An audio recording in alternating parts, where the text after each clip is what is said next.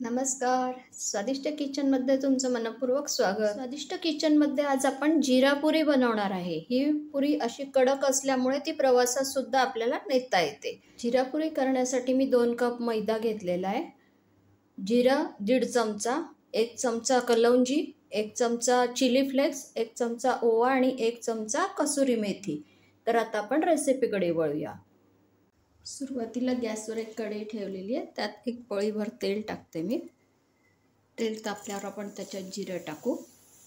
जिरं चांगलं फुलल्यावरती chilli flakes, ओवा आणि कलौंजी, पाव चमचा हिंग टाकलाय. टाकल्यावर मी 1 कपभर पाणी टाकते त्यामध्ये.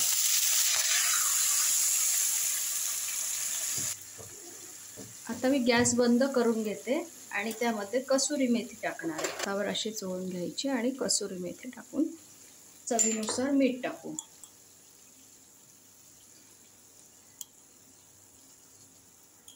मसाल्यांचा स्वाद पाण्यामध्ये उतरण्यासाठी 5 मिनिटं झाकण ठेवू. 5 मिनिटांनंतर आपण ज्या भांड्यामध्ये मैदा भिजवणार आहे त्या भांड्यामध्ये आपण हे पाणी काढून घेऊ. आणि आता थंड झालेलं आहे. त्यात आपण 2 कप मैदा घालून घेऊ.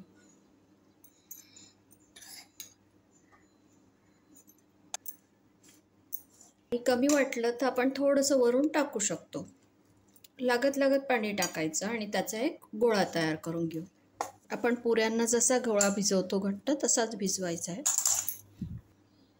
1 चमचाभर तेल टाकून छान मळवून घेऊ. आता छान भिजवून तयार आहे. तर आपण 10 मिनिटासाठी हा मुरण्यासाठी झाकून ठेवू. 10 मिनिटं छान आपला मैदा भिजलेला आहे.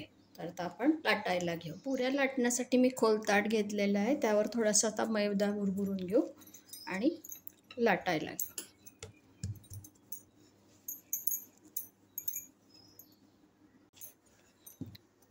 आपण जशी बारीक पोळी लाटतो त्याप्रमाणे लाटून घ्यायची.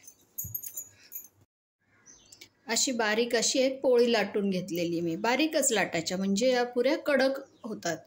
त्यानंतर त्यावरती हे काटे चमच्याने असे टोचे मारून घ्यायचे.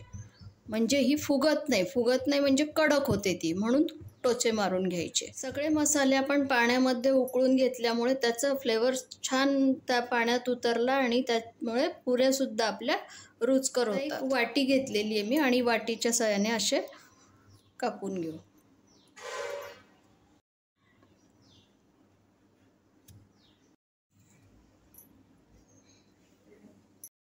बघा, अशा पुऱ्या आपण दुसऱ्या गोळ्याच्या पण करून घेऊ. त्या पुऱ्या आपण चौकोनी आकारात सुद्धा कापू शकतो.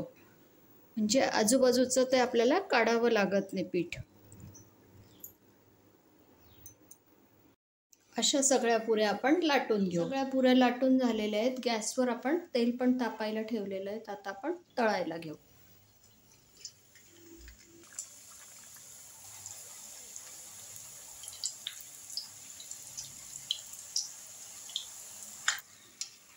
चांगली कडक झालेली आपली पुरी बघा.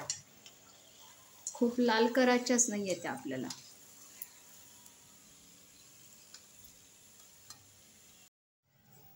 काही आपण चौकोनी पण पुऱ्या करून घेतलेल्या आहेत. त्या पुऱ्या पण आपण टाकून घेऊ.